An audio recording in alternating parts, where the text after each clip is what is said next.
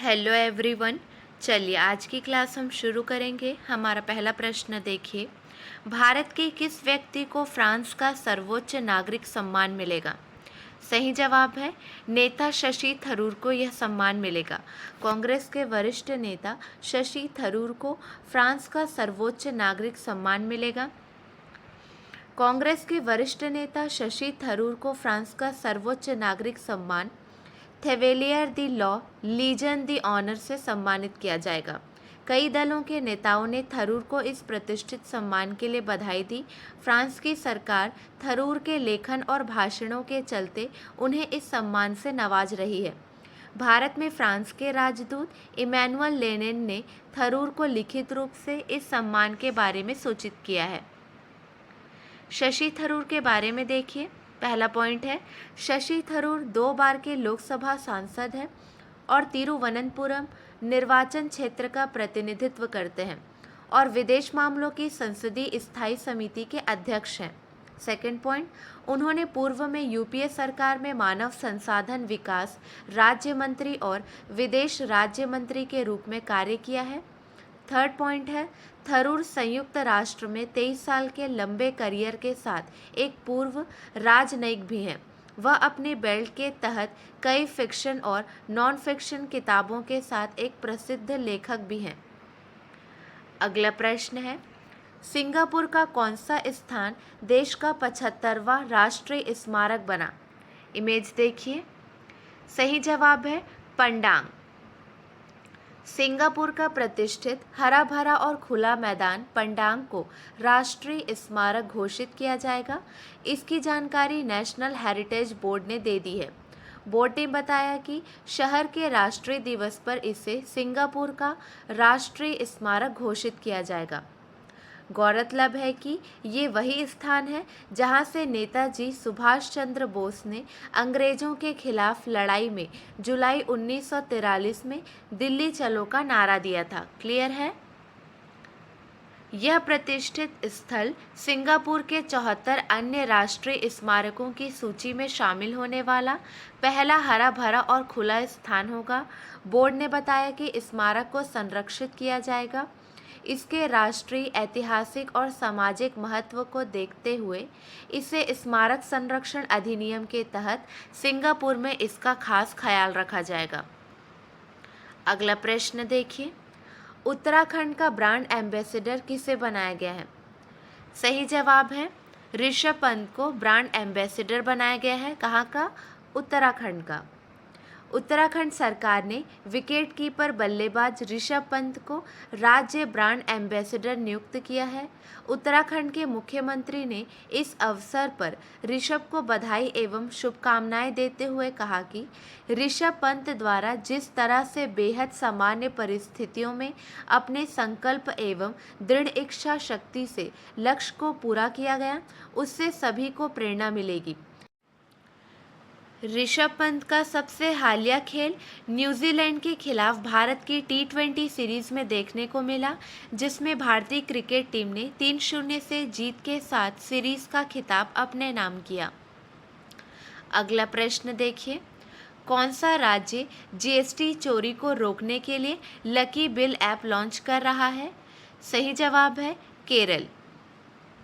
केरल सरकार एक mobile app launch करने के लिए तैयार है, जहां लोग मूल बिल अपलोड कर सकते हैं और पुरस्कार जीतने का मौका भी पा सकते हैं। केरल सरकार का लक्ष्य इस ऐप से जीएसटी चोरी पर अंकुश लगाना है।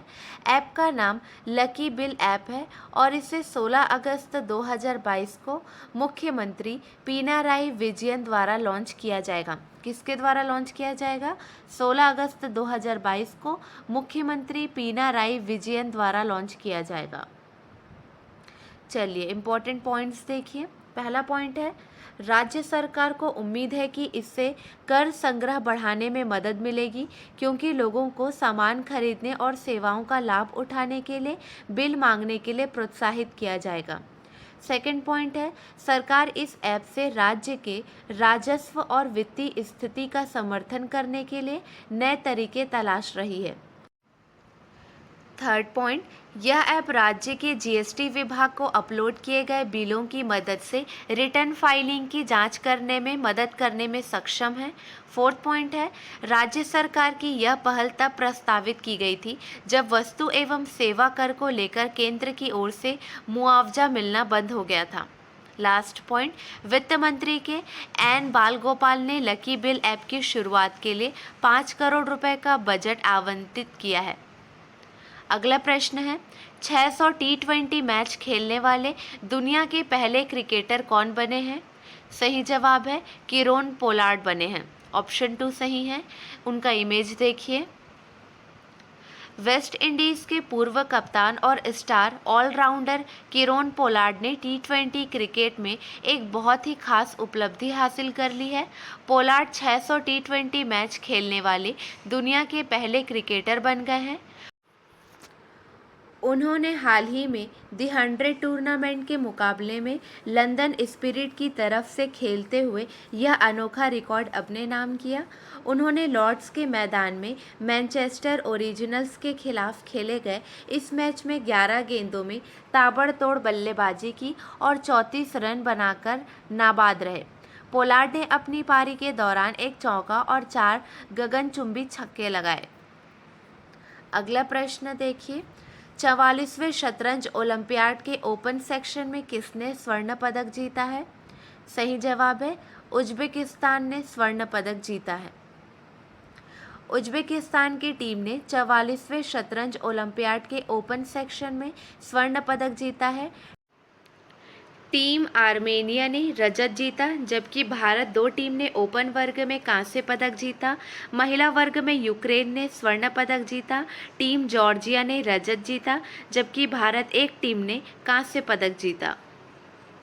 44वां शतरंज ओलंपियाड, चलिए इसके बारे में देखिए। पहला पॉइंट है, 44वें शतरंज ओलंपियाड का आयोजन अंतर्राष्ट्रीय शतरंज महासंघ या विश्व शतरंज महासंघ FIDE द्वारा चेन्नई, भारत में 28 जुलाई से 9 अगस्त 2022 तक किया गया था।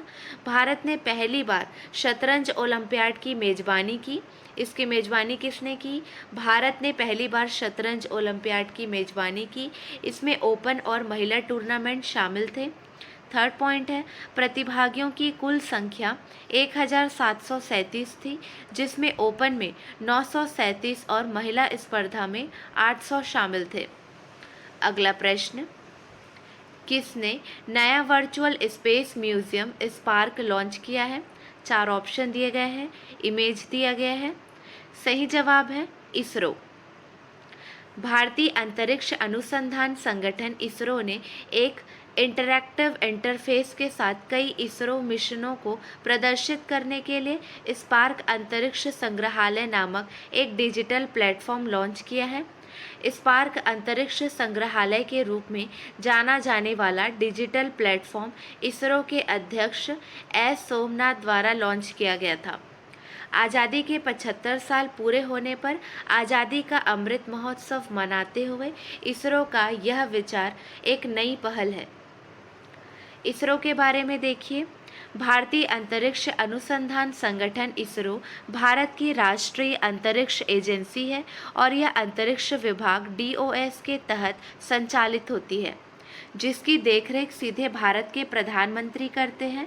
इसरो अंतरिक्ष आधारित अनुप्रयोगों और गतिविधियों, अंतरिक्ष अन्वेषण और संबंधित प्रौद्योगिकियों के विकास से संबंधित कार्य करता है। इसरो दुनिया की 6 सरकारी अंतरिक्ष एजेंसियों में से एक है, जिसके पास पूर्ण प्रक्षेपण क्षमताएं हैं, क्रायोजेनिक इंजन तैनात हैं, अतिरिक्त स्थलीय मिशन लॉन्च करते हैं और कृत्रिम उपग्रहों के बड़े बेड़े का संचालन करते हैं। अगला प्रश्न, football tournament UEFA super cup 2022 का खिताब किसने जीता है? सही जवाब है रियल मैड्रिड FC। ऑप्शन 1 सही है। रियल मैड्रिड और आइंट्रास्ट फ्रैंकफर्ट के बीच UEFA सुपर कप 2022 का फाइनल मुकाबला खेला गया, जहां रियल मैड्रिड ने फ्रैंकफर्ट को हराकर खिताब जीत लिया। विशेष रूप से मैड्रिड के कोच कार्लो एंसेलोटी ने एक नया रिकॉर्ड अपने नाम किया। यूईएफए सुपर कप 2 मुख्य यूरोपीय क्लब प्रतियोगिताओं यानी यूईएफए चैंपियंस लीग और यूईएफए यूरोप लीग के विजेताओं के लिए यूईएफए द्वारा आयोजित एक वार्षिक फुटबॉल मैच है। अगला प्रश्न, हाल ही में अंतर्राष्ट्रीय युवा दिवस कब मनाया गया है? सही जवाब है ऑप्शन 3, 12 अगस्त को अंतर्राष्ट्रीय युवा दिवस मनाया गया है। अगला प्रश्न है, हाल ही में श्रीनगर अंतर्राष्ट्रीय हवाई अड्डे पर उम्मीद मार्केट प्लस का उद्घाटन किसने किया है? सही जवाब है मनोज सिन्हा ने उद्घाटन किया है। अगला प्रश्न है, अंतर्राष्ट्रीय मध्यस्थता केंद्र नई दिल्ली का नाम बदलकर नया नाम क्या हो गया है? सही जवाब है ऑप्शन 2, भारत अंतर्राष्ट्रीय मध्यस्थता केंद्र हो गया है।